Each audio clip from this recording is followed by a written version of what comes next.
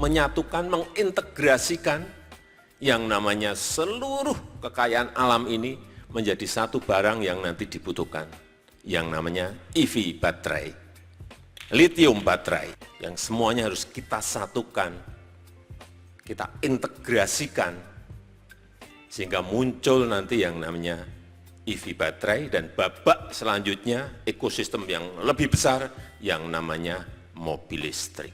Yang ke depan, mau tidak mau, semua negara akan mencari baterai. Ke depan, mengapa baterai EV dan EV ekosistem itu sangat berpengaruh terhadap transisi energi di Indonesia.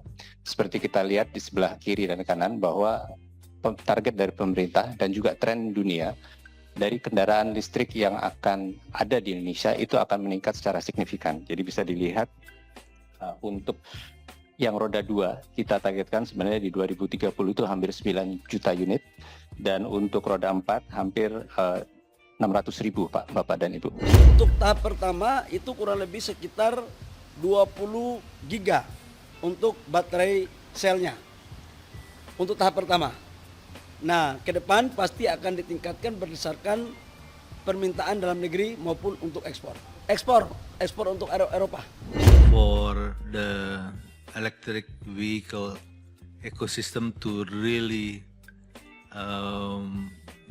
take effect and grow, we cannot be left behind our neighboring countries like Thailand, Vietnam, which is well advanced. It is ironic because Indonesia has everything besides lithium. We have all of the ingredients that we need to become the leading supplier of EV battery, if not the electric vehicle components, even for the world.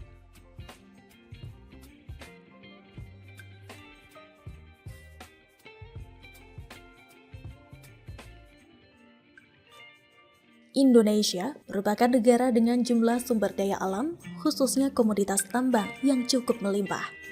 Komoditas tambang Indonesia menjadi salah satu andalan negara dalam membawa penerimaan negara yang melonjak signifikan. Bahkan realisasi pendapatan negara dari sektor pertambangan mencapai 155,75 triliun rupiah pada 2022.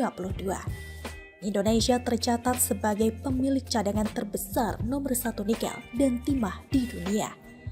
Untuk komoditas emas, Indonesia merupakan pemilik cadangan terbesar ke-6 di dunia.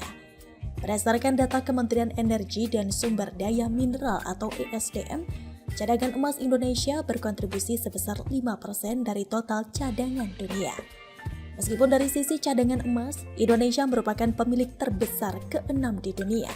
Namun ternyata tambang emas terbesar nomor 1 di dunia dimiliki oleh perusahaan Indonesia, yakni Holding BUMN Pertambangan MinID. Direktur Utama MinID, Hendy Priyosantoso, mengatakan bahwa grup perusahaan MinID termasuk sebagai salah satu perusahaan tambang terbesar di dunia. Secara global, Hendy menyebut MinID merupakan pemilik tambang emas terbesar nomor 1 di dunia. Adapun anak usaha MinID yang bergerak dalam pertambangan emas antara lain PT Aneka Tambang Tbk atau ANTM dan PT Freeport Indonesia. Selain emas, MinID juga menempati peringkat keempat sebagai produsen biji nikel terbesar dunia, tambang terbesar ketiga di dunia, dan produsen timah terbesar kedua dunia. Dengan begitu, Hendy mengatakan bahwa pihaknya juga akan mengamankan berbagai mineral lain seperti lithium yang berguna untuk bahan baku baterai kendaraan listrik. Di sisi lain, Hendy tidak menampik bila ada gangguan atau kekurangan pasokan mineral. Maka ini bisa berdampak pada melonjaknya harga komoditas dan bisa menghambat pengembangan produk energi ramah lingkungan. Tidak bisa dipungkiri komoditas mineral merupakan bahan baku yang dibutuhkan untuk pengembangan energi ramah lingkungan. Misalnya pasir silika untuk bahan baku panel surya atau pembangkit listrik tenaga surya atau PLTS, timah dan tembaga untuk sirkuit listrik dan sistemnya, logam platina untuk hidrogen, unsur tanah jarang untuk magnet dan sistem energi teknologi tinggi, dan bahan baku baterai termasuk baterai kendaraan listrik. Kalau baterainya jadi, tadi pagi sudah menyampaikan, Kalau baterainya jadi, EV baterainya jadi, kita nggak usah muter-muter. Pak Arsyad nggak usah memarketingi investasi. Pak Menteri Investasi, Pak Bahlil nggak usah muter-muter. Orang akan datang ke sini, percaya saya. Karena ekosistem besarnya ada di sini. Saya pernah hitung-hitung, 60% nanti produksi EV baterai dunia itu ada di Indonesia. Ada di Indonesia. Percaya saya. Sehingga siapapun yang ingin membangun mobil listrik, kendaraan listrik, sepeda motor listrik, pasti akan ke sini karena akan lebih efisien. Semua barangnya ada.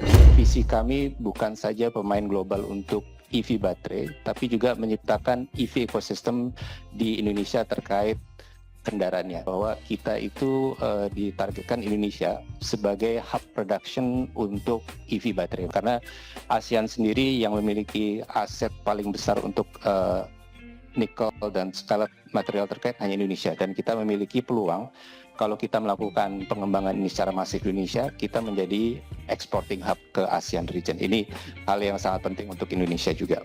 Bahkan Indonesia digadang-gadang akan memasok setengah dari pasokan baterai kendaraan listrik atau electric vehicle atau EV di dunia.